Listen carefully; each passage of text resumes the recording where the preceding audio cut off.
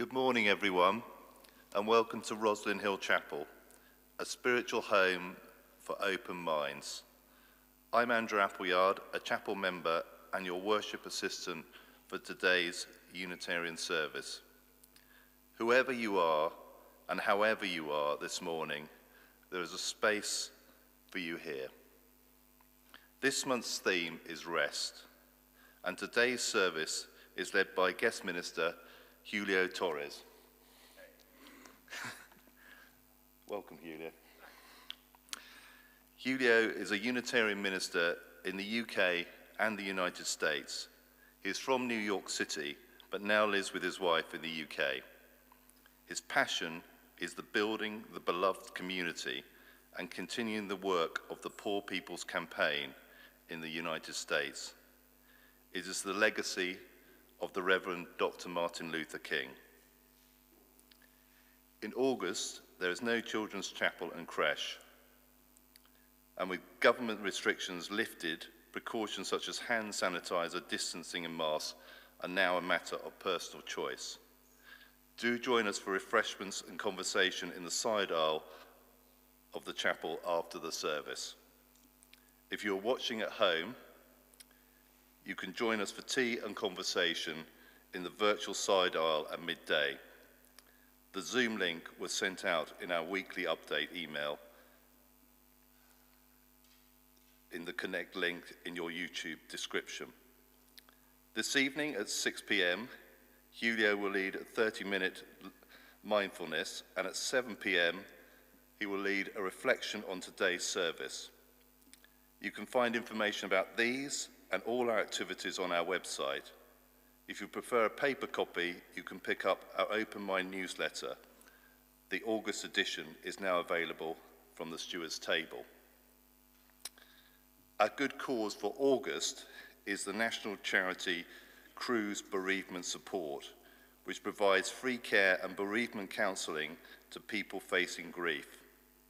They help people through one of the most painful times of life with bereavement support, information and campaigning. We will take a cash collection during the service, or you can donate by card at the end of the service during refreshments. We divide our collection this month between the upkeep of our beautiful chapel and our good cause. And thank you for the many ways you contribute to our spiritual community through your time, talent, and treasure.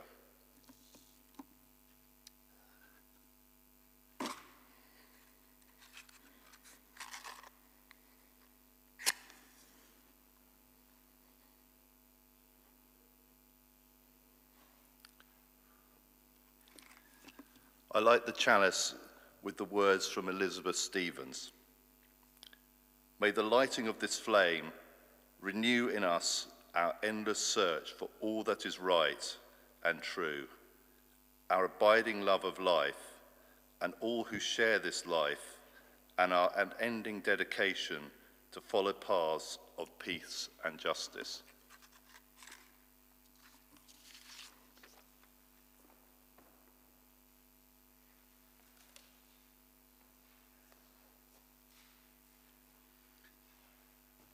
Correct me if I'm wrong, but I think this is now a time for greeting where we say hi to each other, right? So take a moment, say hi to your neighbors. How do you do? You know, those online, do what you can do. All right. Hey, John. How you doing? Great. Too long. Ava, how you doing? Just saying hi.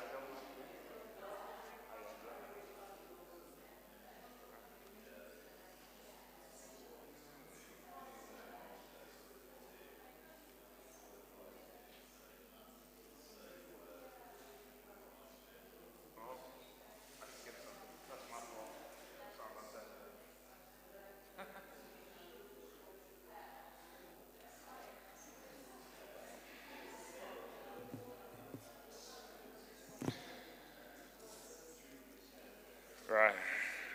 Everyone, if I may have your lovely attention, if we could all forgive me because I actively skipped the first hymn. So If you happen to have the lovely Grimm hymnal, turn to number 250. John's going to do a lovely, and then we will have a good time. Yes, cheers. And that's 250, the Reverence for Life. Have fun online.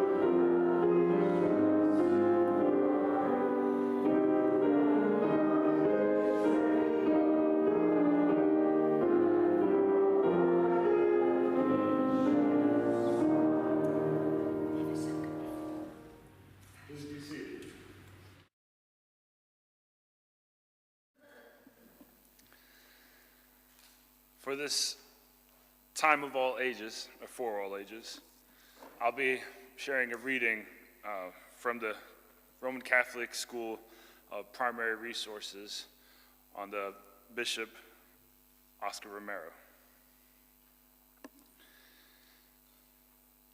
Each one of you must be a microphone for God, a messenger, a prophet. El Salvador, in the 1970s, it was a deeply divided country. Most Salvadorians lived in extreme poverty, while a small group of rich families controlled the wealth and political power. Violence was regularly used against those who stood up to challenge this inequality. And this was the situation when Oscar Romero became Archbishop of San Salvador, the nation's capital, in 1977. He was originally seen as someone who would not rock the boat, a safe set of hands. As Archbishop, he would regularly hear firsthand accounts of ordinary working people who would be threatened or made to disappear without a trace. Romero said that the Word of God is like the sun. It illuminates beautiful things, but also things we would rather not see. Weeks after he became Archbishop, his close friend was killed. And so then Archbishop Romero began to speak out. And each week, after many hours of research, consultation, and prayer, Romero used his Sunday sermons as a platform.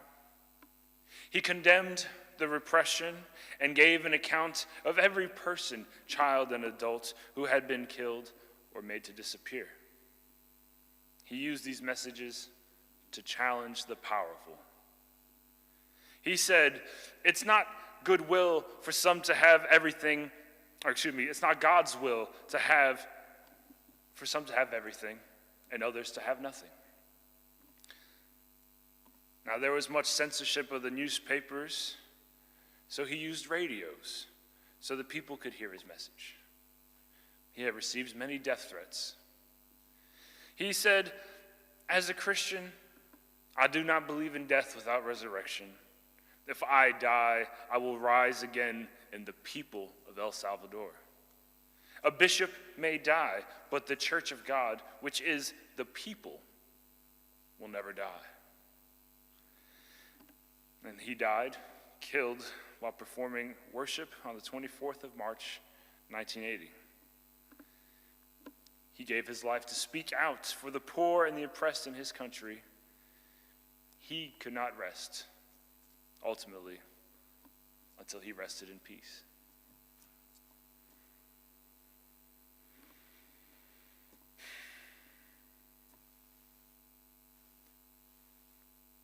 Now in the time of our service for the prayer of names.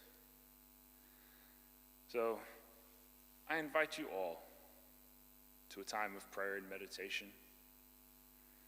As we come together in fellowship each Sunday with hearts full of joys and concerns,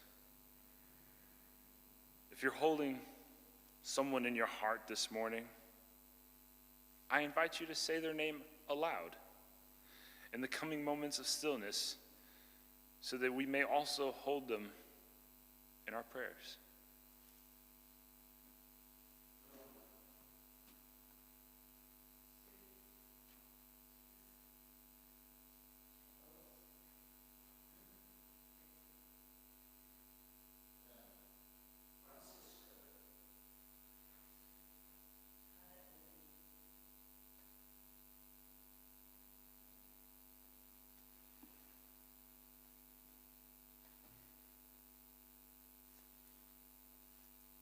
Spirit of life and love, the God of our hearts, we give thanks for those who bring us joy, and we pray for the safekeeping of those whom we hold in concern. For all those names, spoken and unspoken, may they be surrounded by the loving kindness we offer them today. Blessed be, and amen.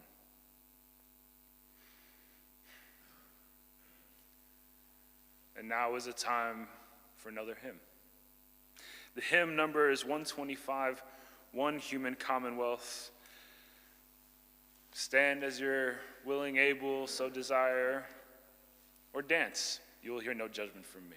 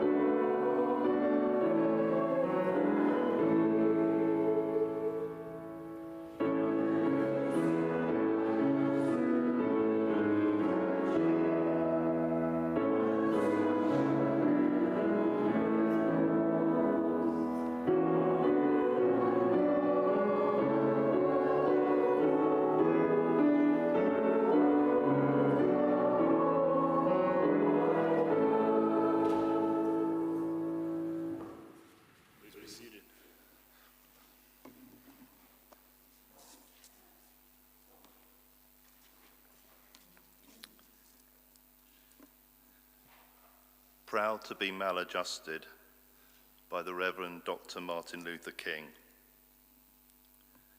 Modern psychology has a word that is probably used more than any. It is the word maladjusted. This word is the ringing cry to modern child psychology. Certainly, we all want to avoid the maladjusted life. In order to have real adjustment within our personalities, we all want the well-adjusted life. But I say to you, my friends, there are certain things in our nation and in the world about which I'm proud to be maladjusted, and which I hope all people of goodwill will be maladjusted until good societies realize. I say very honestly that I never intend to become adjusted to segregation and discrimination. I never intend to become adjusted to religious bigotry. I never intend to adjust myself to economic conditions that will take necessities from many to give luxuries to the few. Leave millions of God's children smothering in an airtight cage of poverty in the midst of an affluent society. I never intend to adjust myself to the madness of militarism, to the self-defeating effects of physical violence. I'm convinced that there is a need for a new organization in the world, the International Association for the Advancement of Creative Maladjustment. Through such maladjustment, I believe that we will be able to emerge from the bleak and desolate midnight of man's inhumanity to man into the bright and glittering daybreak of freedom and justice.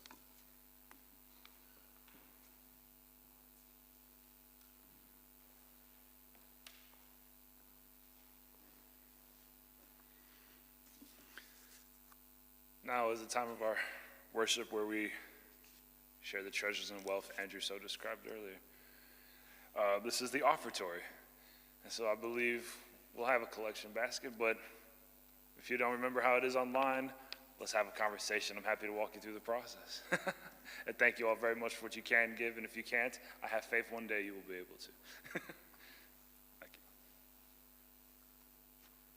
Even freedom cannot rest. We who believe in freedom cannot rest until it comes. Come on now. We who believe in freedom cannot rest. Freedom cannot rest. Oh, we who believe in freedom cannot rest until it comes. Until the killing of black men, black mothers, sons is as important as the killing of white men, white mothers, sons. We who believe in freedom cannot rest. Freedom cannot rest. We who believe in freedom cannot rest until it comes. Not needing to clutch for power, not needing the light just to shine on me.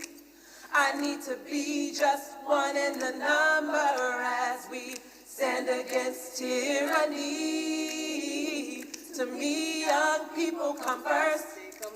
They have the courage where we fail. If I could just shine a light on as they carry us through the gale. We who believe in freedom cannot rest. Freedom cannot rest. Oh, we who believe in freedom cannot rest until it comes.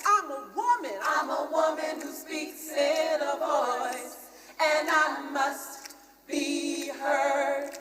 At times I life can be quite difficult. I'll bow to no man's word.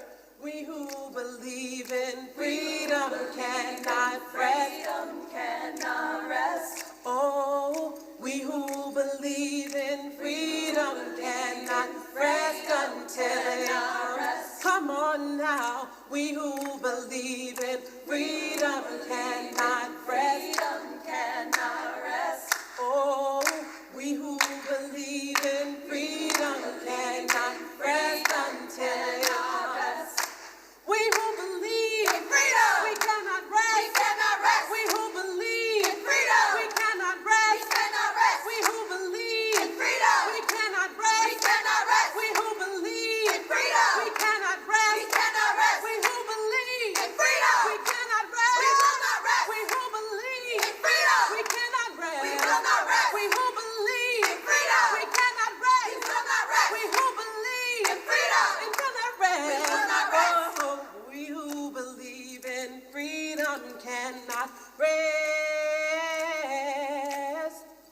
We who believe in freedom cannot rest until it comes. We who believe in freedom cannot rest. We who believe in freedom cannot rest until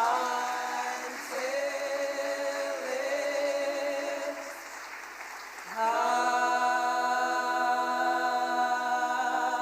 comes.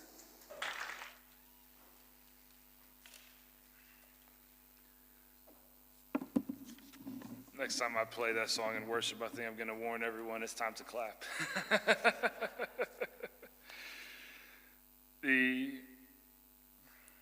For today's time for prayer and meditation, take a seat if you're not seated at home, or maybe you want to dance, in which case, again, I respect that. Be comfortable, though. Take some deep breaths. I would like y'all to take some time to imagine a conversation with whomever it was that taught you about freedom, justice, liberation, evil. This might be a mythical hero. This could be someone who once lived. This could be an ancestor. This could be your family. I want you to imagine a conversation with them. Have that conversation about what does justice mean to you? What does justice mean to them? I want y'all to have that conversation deep inside your mind, deep inside your spirit. And during the time, John is going to play a little song, but you're welcome to light a candle. You're welcome to continue this conversation. I look forward to talking about it with you all later, if you're so inclined to share. Have fun in your conversations.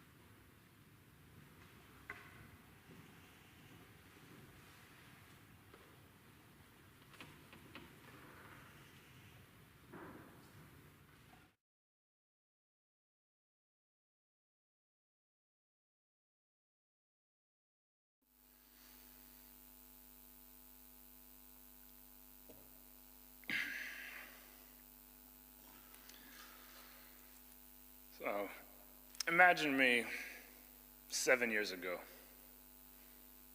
Less gray hair, you can't see much of it now, but there I was. In seminary, 2015. So much injustice in America, which granted had been going on since even before America started, but I was only just then truly awakening to the full extent of how bad it was and how bad it had been. I had these patriotic lensed glasses of mine that just seemed to crumble. And I began to see the world through an analysis I had learned from the Poor People's Campaign. That poverty, racism, and militarism were three evils which could not be defeated without addressing all of them at the same time.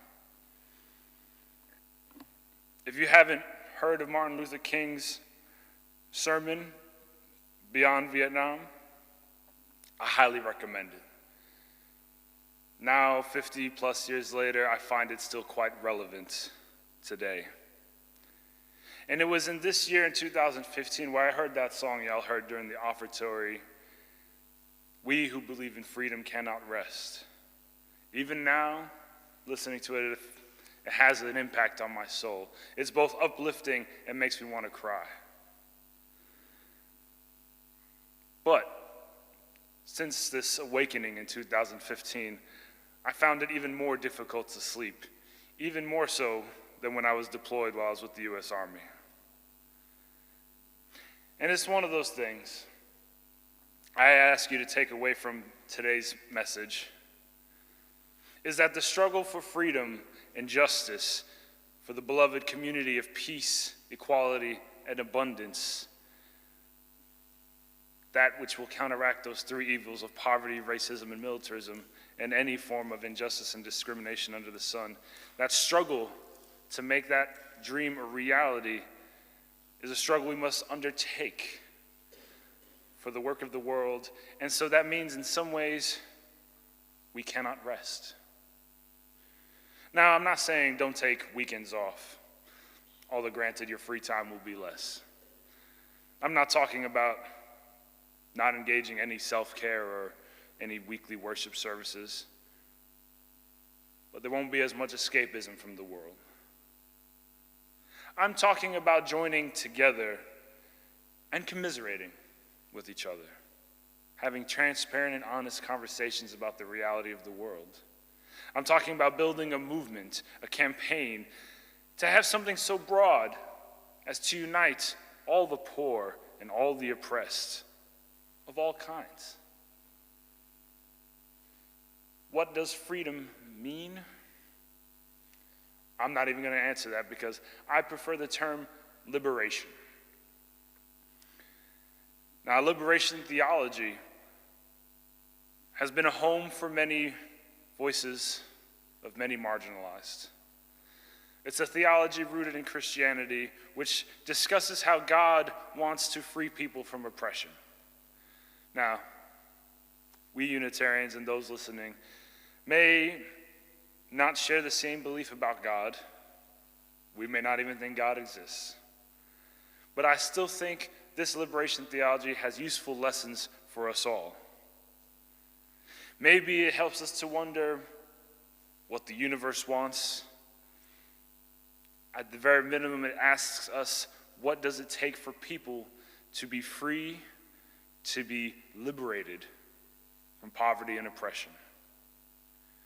And oppression takes so many forms: racism, classism, poverty, sexism, gender identity. The list does go on and on.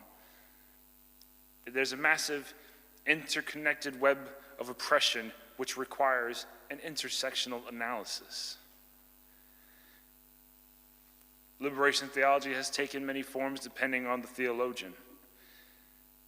We Unitarians are in some ways marginalized, and we're certainly not mainstream in the religious sphere. And yet, the vast majority of us also have various privileges. I still believe We can develop a liberation theology given our respective beliefs and contexts. Mind you, my path to liberation theology, an accident. I happened to go to seminary in my hometown so I could stay with my parents and not have to deal with that expense. And one of the key things this seminary uniquely taught, as far as I can tell, was liberation theology. And at the time, I was Unitarian, but I still hadn't grappled with my Roman Catholic upbringing, and I shied away from anything and all to do with Christianity. I found out about liberation theology, but I feel like, when I engaged with it, I first learned about it in 2014, but it wasn't until 2015 where I learned about the Poor People's Campaign, and I was finally able to just embrace it. And it was a year my life drastically changed. It defined my call to ministry. It transformed me from a right-winged person into a left-winged person. It has become the basis of my theology and my spiritual practice. It fuels my passions. Now, the Poor People's Campaign was something the Reverend Dr. Martin Luther King Jr. organized in the last year of his life, where he talked about the tripartite evils of poverty, racism, militarism. And it was reignited in 2018 in America, and is currently building a movement to systemically end poverty, racism, militarism, and they add ecological devastation. Now, Dr. Gary Dorian, an academic scholar, happened to go to the seminary that I was at and taught, said the King was a proto-liberation theologian because he felt the King helped to inspire a whole new generation of theological inquiry. Unitarians, I feel we must continually ask ourselves, how may we liberate ourselves from oppression? How can we join in the world cause to do so that we could change society to uplift all from oppression? And how can we rest when so much needs to be done? Does evil rest? Now, yeah, usually evil is talked about like it's some kind of force, it's some kind of mystical thing. It's an entity, it's a manifestation of the unholy. It's the opposite of divine benevolence. I view it as systemic oppression. It's repression, it's oppression, it's all these things. All these factors which keep these things in place. It's whatever government policy, it's whatever cultural norm, it's whatever corporate greed, it's xenophobia, it's individualism, it's toxic masculinity, it's fragile masculinity. It's so many little things which add up to allow for poverty, racism, militarism, and again, all the forms of discrimination to continue. I think were MLK to be alive, he would have included the climate crisis because it is the poor who cannot just move from homes to avoid a flood. They cannot easily just rebuild after a storm, a hurricane, or tornado. I am sure were he have lived longer, he would have amended his theology and words to include feminist critiques. And I hope he would have supported the rights of lesbian, gay, bisexual, transgender, transsexual, questioning, queer, intersex, and asexual. Again, too often is it just combined into 8 letters. Sexual identities of so many. The whole spectrum which don't fit into the traditional norms of life that we've set up as society. I'm pretty sure he would have promoted human rights and so many more things. This interconnected evil has taken many forms in thousands of years. And it's one of those things where if I do draw strength from the Bible, it's because the Bible in some places talk about poverty, racism, and war. Some parts of it calls out against injustice, while other parts of the Bible perpetrates more and is, in my opinion, responsible for so much more injustice. But there are those some core parts of it which are for justice. And we Unitarians have to grapple with that complex reality. We may be, in our theology, have theist leanings, consider ourselves Christian. We might consider ourselves atheist, agnostic. We might draw from Hinduism, from Buddhism, from the various pagan and nature-centered theologies. And that's all okay. I think we have this agree to disagree policy on these metaphysical and ethereal things. But when it comes to things like justice, I feel this is where we unite. Things of the afterlife, the ultimate meaning, abstract, we could talk about that until whenever. But we can still embrace the quest to build the beloved community. We take up the call to liberation. And it's one of those things, this is a massive injustice called out, the Bible called it out 2,500 years ago in Israel. They called it out under the Romans. It's taken different forms since then, medieval times, industrial times. But ultimately, it's a lot of power shifting, a lot of wealth changing hands, from bloodline to those who hoard wealths. Evil does not rest. How can we? Injustice just seems to last for so long. And we must continuously ward against complacency. And I wonder why we can't unite, all of us that are poor and oppressed. And King said so. He said why it was so difficult. There were so many lines of divisions created by the powerful to keep us separate. We play a game of who suffers more instead of uniting in our suffering. And then that's when we burn out, because we're not a team, we're individuals. And so I pray then when we do unite, we could then in fact take a structured rest. I'm talking, we treat our justice work like it's a 24-hour medical operation. We have shifts, we coordinate, we work together. We put pressure where pressure needs to be placed, we organize. Those who oppress believe they are right, and they will not stop, and I don't think we can either. We need to pull together and see what that dream, beloved community looks like for the world. We need to see what policy needs to change, what cultural norms need to change. We cannot rest. At least we cannot just rest as individuals and pretend somebody else will sort out this problem. We must, again, work together. We must have shared ownership and responsibility. I look at wars. I look at how we always seem to be on the brink of some kind of war or another. It always distracts us. In America, the U.S. Supreme Court overturned Roe versus Wade, something I think the UK takes for granted, the right for privacy, for women to decide that medical thing which matters to her. Took it away. But then the UK, I heard, might be doing the same with human rights related things as it separates from the convention in Europe. And we now have a cost of living crisis which, similar to the 80s, why is it back? You think it was resolved 40 years ago, it's not. I've been here in 4 years, and I'll be here many years, longer hopefully. I hope we all work together in that time. What does the universe want? I got no proof, if I'm honest with you. But I have a feeling. And I'm not the only one. We who believe in freedom simply cannot rest at the very minimum because our conscience cannot rest. How can we sleep well when there's so much to be maladjusted about?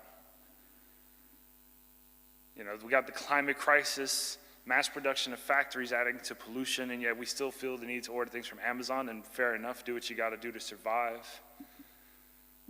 Electric cars are the wave of the future, but at the same time, will it make a difference unless we change economic norms so that we don't have to buy so much to keep the factories going? Martin Luther King said it 50 plus years ago. We cannot be a thing-oriented society, we have to be a people-oriented society. In this country of plenty, in this world of plenty, people still die from the death of 1,000 cuts. Gandhi said that poverty was the worst form of violence. I agree. We who believe in freedom cannot rest. At least now without a bit of coordination. If justice work is to continue, if the work for freedom is to continue, we must unite. And again, I'm not saying go on vacation or holiday. Please enjoy yourselves, pick your feet up, have a good time.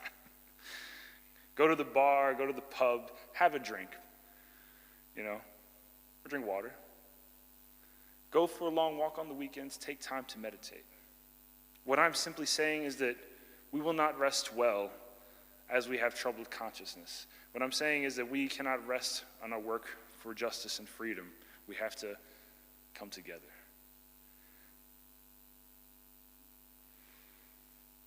Justice, freedom, liberation requires teamwork. The beloved community is possible. And we cannot stop until it is a globally realized dream and it lasts for generations. And until then, we cannot rest. I thank you all for listening.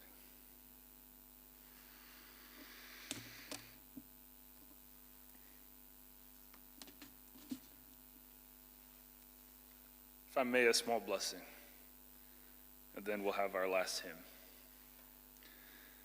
These come from the words of the Reverend Jan Taddeo. She says, as a storm blows over, the sun recovers its position of strength and has a glorious symbol of hope and unity, and it emerges across the sky. A rainbow forms, and at the end of it, a treasure. The 3 things you must do. Go outside yourself and know the needs of the world. Go within and discover your life-given gifts. And third, arch yourself like a rainbow. Bridge between these 2 things and create a more beautiful world. I ask y'all to go in peace. But before you do, let us sing our last hymn. And that hymn is number 167, True Freedom. Again, stand as you so desire, sit down. And again, no one ever takes me up on dancing, but please, dance if you need to. John, back to you.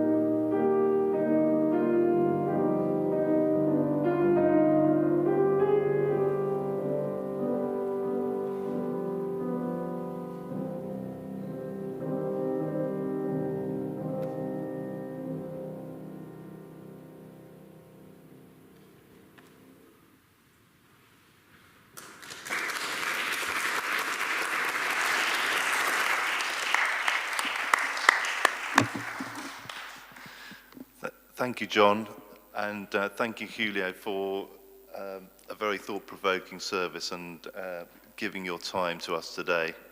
I know you're around this evening, so thank you very much.